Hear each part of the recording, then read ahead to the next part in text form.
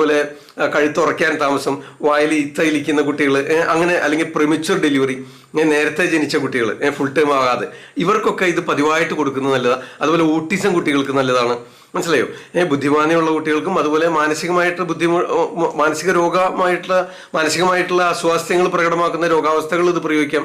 അതുപോലെ ഈ ഇൻടോക്സിക്കേഷൻ, മദ്യം കൂടുതലായിട്ട് ഉപയോഗിച്ചുണ്ടാകുന്ന മതാത്യം, അത്തരം അവസ്ഥകളിൽ ഉപയോഗിക്കാം, അതിനും പറ്റും. പിന്നെ നിങ്ങൾക്ക് ഇതുകൊണ്ട് ഫേഷ്യൽ തയ്യാറാക്കാം, ഔഷധ ചായ തയ്യാറാക്കാം, തല കഴുകുന്നതിന് ഉപയോഗിക്കാം, ഫേഷ്യൽ ചെയ്യുന്നതിന് ഉപയോഗിക്കാം, എല്ലാം വിശദമായിട്ട് പറയാം. ഓക്കെ, അപ്പൊ ഇതിന് നിങ്ങൾ ആദ്യമായിട്ട് ഔഷധ ചായ, ഹെർബൽ ടീ, ബ്ലൂ ടീ ഒക്കെ എങ്ങനെയാ തയ്യാറാക്കുന്ന പറയാം. അതിനൊരു 4-5 നല്ല നീലപ്പൂക്കൾ പൊട്ടിച്ച് പറിച്ചെടുക്കുക.